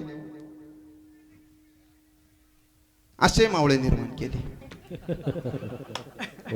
टाळ्या वाजवा त्यांच्यासाठी, टाळ्याच वाजवा. त्यांची काही चूक नाही दादांनो. बालवय आहे हे, या बालवयाला संस्कार लावण्याचं काम आपलं आहे. बाल शिवाजी सुद्धा बिघडले होते ना, पण राजमाताने अचूक मार्गावरती आणले की नाही. आता हे दोनही काय, पण बापाने धरून 4 वाजता सजवून ठेवलेले, कुठे जातील सांगा मला. ही जबाबदारी आपली आहे. आपण जबाबदारी. आमचं पोरग ऐकतच नाही म्हणणारे खऱ्या अर्थाने एकदा सर्वांनी बघून घ्या त्यांच्याकडे आणि त्यांना समजून सांगा, बाबांनो सगळेच ऐकतात, सांगण्याची तितकी आपण अधिकारवाणी असली पाहिजे. नाही तर वडीलच संध्याकाळी 90 देतात, पोराला सांगतात बाबा हरिपाठाला गेलं पाहिजे. तो म्हणतो बाबा तुम्ही हरिपाठ नाही. आपल्याकडे ती अधिकारवाणी असावी आणि तेव्हाच आपल्याला अधिकार प्राप्त होतो. आणि तो अधिकार महाराजांकडे होता, म्हणून जनता त्यांचं ऐकत होती. विशाळगड पन्हाळगड अंतर 65 किलोमीटरचं. पन्हाळ्यावरती शिवाजी महाराज अडकलेले. सिद्ध जोहरने त्या ठिकाणी वेढा दिलेला. महाराजांची सुटका होत नाहीये. सुटका जर करायची असेल तर या पन्हाळ्याचा वेढा तोडावा लागेल. आणि वेढा जर तोडायचा असेल तर बोलणी करण्यासाठी सिद्धी जोहरकडे जावं लागेल. महाराज जर त्याच्याकडे गेले तर वेढा तोडून काही फायदा आहे का? प्रश्न मोठा निर्माण झाला. आणि समोर एक मावळा येतो आणि एक नायाचा पोरग समोर येतं. आणि शिवा काशीद नावाचं हे पोरग पुढे येऊन सांगतं, महाराज मी दिसायला तुमच्यासारखा आहे, तुमच्या जागेवरती मी जाऊ का? 18 पगड समाज एकत्र घेऊन लढले, असे तसे लढले नाही. त्यांच्या मनामध्ये प्राण ओतला, जीव ओतला, तेव्हा ते आपल्यासाठी तयार झाले. शिवा काशीदाला माहित नव्हतं मी गेल्यानंतर काय होणार आहे, तरी तयार झाला. आणि ठरल्याप्रमाणे नियोजन ठरलं. पन्हाळगडापासून विशाळगडापर्यंतचं अंतर 65 किलोमीटरचं एका रात्रीत पूर्ण करण्याचं आणि ती जबाबदारी लिलया पेरण्याचं ठरलं. त्या ठिकाणी शिवा काशीद महाराजांचं रूप घेतो, सिद्धी जोहारला भेटण्यासाठी जातो. आणि या ठिकाणी 600 मावळ्यांनिशी छत्रपती शिवाजी महाराज पलायन करतात. घोडे घ्यायचे नाही, कारण घोडे आवाज करतात. पायी पळायचं, पालखीत महाराज बसलेले. आणि त्या ठिकाणी विशाळगडाकडे निघाले. संपूर्ण रात्र पळत होते. संपूर्ण रात्र पळून सुद्धा त्या ठिकाणी फक्त 52 किलोमीटरचं अंतर पार केलं. आणि समोर आली ती घोडखिंड. आता घोडखिंड ओलांडून 13 किलोमीटर गेल्यानंतर विशाळगड येणार होता. परंतु मागून पुन्हा बातमी आली, सिद्धी मसूद नावाचा एक सेनापती 5000चं सैन्य घेऊन महाराजांवरती चालून आलेला आहे. आणि तेव्हा पुन्हा दुसरा मावळा समोर येतो, बाजी प्रभू देशपांडे महाराज. लाख मेले तरी चालतील, लाखांचा पोशिंदा जगला पाहिजे महाराज. आम्ही नियोजन करतो, 300 मावळ्यांनिशी तुम्ही पुढे व्हावं आणि 300 मावळ्यांनिशी आम्ही ही घोडखिंड लढवतो. आणि त्या 5000तल्या एकाला सुद्धा पुढे येऊन देणार नाही, जोपर्यंत तुम्ही त्या ठिकाणाहून तोप टाकत नाही. महाराजांनी सांगितलं जमणार नाही. आपण 600 निघालेलो, तो मला एक सुद्धा द्यायचा नाही. आपण सगळे एकाच वेळेस जाणार. आणि न राहून त्या ठिकाणी महाराजांना पुढे निघावं लागलं आणि मागून आलेलं सैन्य आपल्याला माहित आहे. ठरलं, सैन्याने आक्रमण सुरू केलं, परंतु बाजी प्रभू यांनी नियोजन केलेलं त्या खिंडीच्या दारावरती 100 मावळे उभे, एका वेळी 10 जणांवरती आक्रमण करणार. यातला एखादा पडला तर पुन्हा पाठीमागून त्याला फीडबॅक देण्यासाठी, सपोर्ट करण्यासाठी दुसरा मावळा त्याच ठिकाणी पुढे यायचा. यातूनही एखादा मागे गेला तर मागे 5-5 जणांची एक टीम बनवलेली होती, त्यांनी त्यांना मारायचं. त्याच्याही पलीकडे जर पुढे गेला तर या घोडखिंडीच्या वरती दगड आणि गोटे घेऊन काही सैन्य उभं होतं, त्यांनी वरतून वार करायचे. सकाळी 6 वाजेच्या सुमारास हे युद्ध सुरू झालं. महाराज वाटलं होतं एका प्रहारामध्ये 13 किलोमीटर 3 तासात त्या ठिकाणी चालून जातील, परंतु पुन्हा आपल्यातलाच एक सेनापती त्या ठिकाणी महाराजांवरती विशाळगडावरती आक्रमण करतो. महाराजांना जिथं 3 तासात जायचं होतं तब्बल 9 तास लागतात आणि 9 तास या ठिकाणी बाजी प्रभू देशपांडे 300 मावळ्यांनीशी लढा देतात आणि हा लढा सुरू होतो. लढता लढता लढता तास, 2 तास, 3 तास, 4 तास, 5 तास मावळे संपायला सुरुवात होते आणि रक्तबंबाळ झालेला त्या ठिकाणी बाजी प्रभू देशपांडे तलवार खाली टाकत नाही. लक्ष होतं फक्त तोफ डागण्याकडे. जोपर्यंत तोफेचा आवाज येत नाही तोपर्यंत तलवार खाली पडता कामा नये. मावळ्यांना त्या ठिकाणी प्रोत्साहन दिलं जात होतं आणि तेवढ्यात तो सिद्धी मसूद समोर आला. अरे काय चाललंय हे सगळं, काय चाललंय? इतकं घणाघाती युद्ध सुरू असताना या माणसाच्या अंगावर कपड्याचा एक तुकडा राहिला नाही आणि शरीर शाबूत म्हणावं तर जखम नाही अशी जागा नाही. रक्ताने लालबुंद झालेला हा बाजी लढतो कसा? आता याला मारायचं आणि याला जर मारलं तर आपल्याला रस्ता मोकळा होणार आहे. आणि ठरवलं, पुन्हा एक बंदूकधारी बोलावण्यात आला. बंदूकधाऱ्याला कळत नव्हतं नेमकं मारावं कसं. तो नेम धरून बसलेला सिद्धी मसूदला राहवलं नाही. अरे मार मार मार ओ बाजी को असं म्हणतोय, परंतु तो तिकडून बंदूक दारी म्हणाला, अहो तुम्ही सांगताय मारू, पण मला समोर दिसणारे सगळेच बाजी प्रभू दिसतात, याच्यातील बाजी प्रभू कोण? आणि मग ते वर्णन जो सिद्धी मसूद करतो, अरे ज्याच्या अंगावरती कपड्याचा एक तुकडा शिल्लक नाही आणि घाव नाही अशी जागा नाही, रक्तबंबाळ झालेला लाल बुंद झालेला जो कोणी फाड देहाचा असेल, हातात 2 दानपट्टे आहे, 6-6 किलोचे 2 दानपट्टे सप सप सप सप वार करणारा जो दिसेल ना त्याच्यावरती बंदूक झाड आणि तितक्यात गोळी गेली आणि छाताडात लागली. बाजी प्रभू खाली कोसळले. क्षणात डोळे मिटले. अंधार झाला. काल समोर दिसत होता, परंतु त्या काळाला सुद्धा सांगावं, अरे बाबा थांब, कारण माझ्या राजे अजून पोहोचलेले नाही. काळाला सुद्धा थांबवण्याची ताकद या मावळ्यांच्या मनात निर्माण केली, ती म्हणजे शिवाजी महाराजांनी. आणि नंतर जेव्हा त्या ठिकाणी तोफांचा आवाज झाला तेव्हा या मावळ्यांनी प्राण सोडावे. मग हाच प्रसंग अभंगाच्या 3ऱ्या चरणात महाराज त्या ठिकाणी सत्तेसाठी दिले प्राण, सत्तेसाठी दिले प्राण, सत्तेसाठी दिले प्राण, सत्तेसाठी दिले प्राण.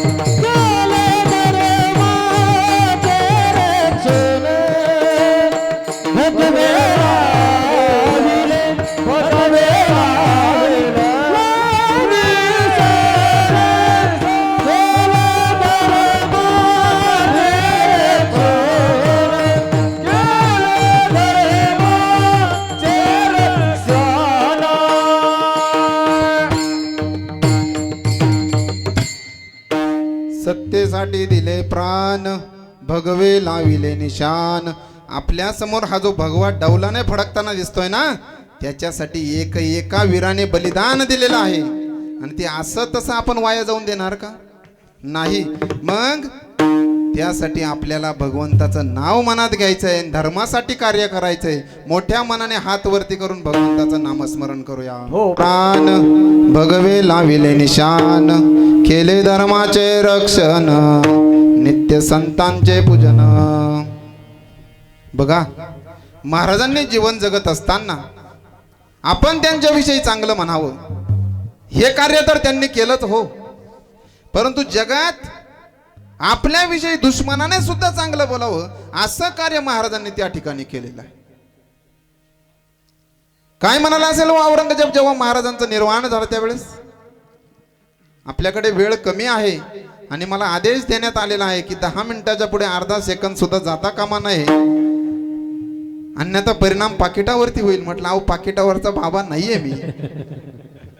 तरी सुद्धा आयोजकांना सगळ्यांचं नियोजन करायचं असतं, म्हणून त्यांचा आदेश पाळणं आणि महाराजांचा आदेश पाळणं खऱ्या अर्थानं गरजेचं.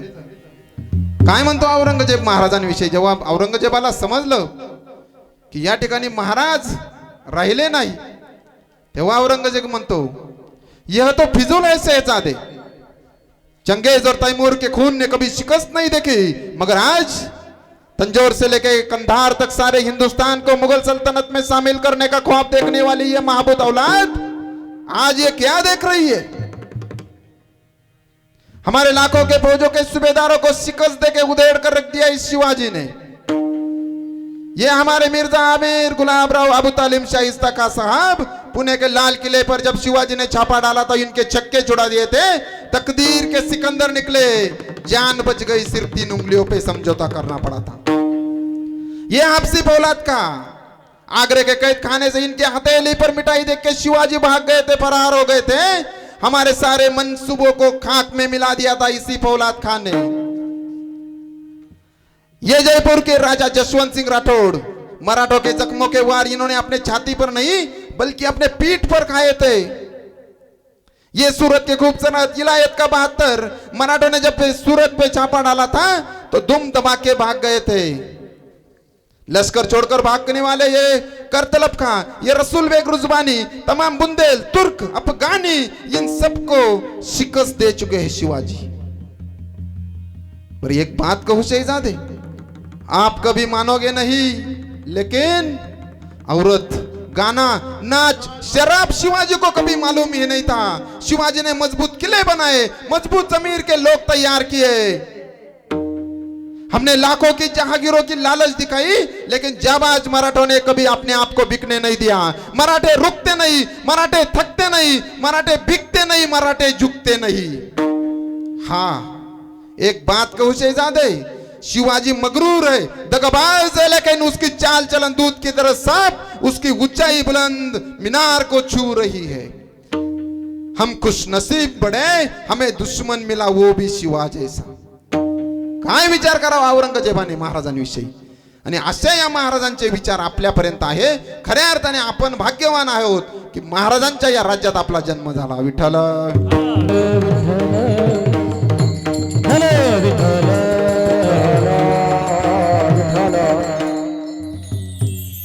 मग ज्या महाराजांच्या कर्तृत्वामुळे, नेतृत्वामुळे खऱ्या अर्थानं हे हिंदुत्व टिकलं, या भारत भूमीला वाटलं की मी जिवंत आहे. मग असा पुत्र जर आपल्या पोटी जन्माला आला तर आपण किती भाग्यवंत होणार आहोत. महाराज अभंगाच्या चौथ्याच्या ऐसा पुत्र, ऐसा पुत्र पोटी आवा, पोटी आवा. ऐसा पुत्र पोटी आवा, ऐसा पुत्र पोटी आवा. ऐसा पुत्र, ऐसा पुत्र पोटी आवा,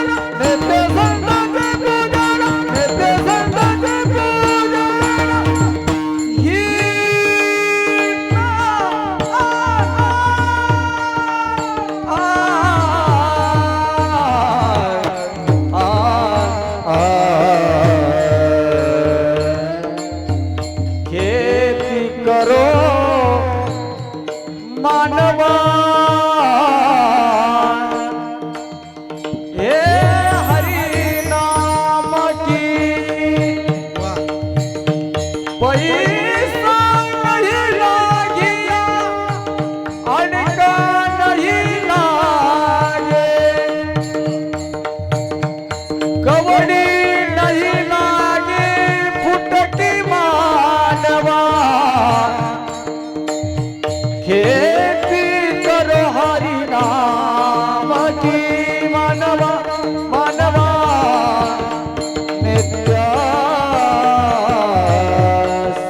संताचे पूजन नित्य सताचे पूजन नित्य संताचे पूजन केले नित्य संताचे पूजन नित्य संताचे पूजन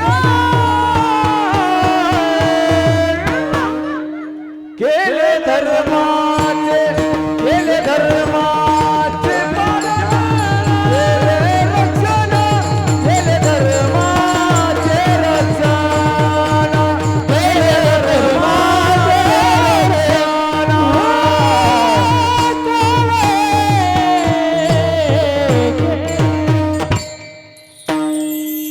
ऐसा पुत्र पोटी यावा समर्थ मने करी सेवा केले धर्माचे रक्षण नित्य संतांचे पूजन. प्रस्तुत या ठिकाणी जी काही व्यवस्था करण्यात आलेली आहे ती छत्रपती शिवाजी महाराज यांच्या जयंतीनिमित्त आणि त्या निमित्ताने माझ्यासारख्या पामराला कीर्तनकार म्हणून आपण या ठिकाणी बोलवावं आणि ती सेवा मी पूर्ण करावी. मग ही सेवा पूर्ण करत असताना खऱ्या अर्थाने या ठिकाणी असलेला आशीर्वाद तो म्हणजे भैरवनाथाचा आणि त्या ठिकाणी मातेचा, दोन देवांचा आशीर्वाद मला या ठिकाणी भेटला. खऱ्या अर्थाने मी ती सेवा या ठिकाणी देऊ शकलो. उपस्थित सर्व वादक मंडळी, पेटीवादक, पखवाजवादक, गायनाचार्य सगळ्यांची नावं आता मी घेत नाही. सर्वांचे आभार व्यक्त करतो. तसेच हा जो कार्यक्रम आहे जगभर पोहोचवणारे आमचे ठोके सर, त्यांचे आभार व्यक्त करतो. आणि खऱ्या अर्थाने जावयावरती नेहमी लक्ष ठेवून असणारे आमचे सासरे नारायण मामा खराटे सुद्धा या ठिकाणी कीर्तनाला आलेले आहेत. चिचोंडीहून आलेले आहेत. ते जावयाचा आनंद असतो, त्यांनाही माझा लय आनंद आहे की कीर्तनकार झाले जावई. नाही तर काही सासऱ्यांना खूप त्रास आहे, जावई काय करतो सांगायची सुद्धा आनंद वाटतो. कीर्तनकार असलो काय लाज वाटायची. गैरअर्थ घेऊ नका. आणि या ठिकाणी सगळ्यांचे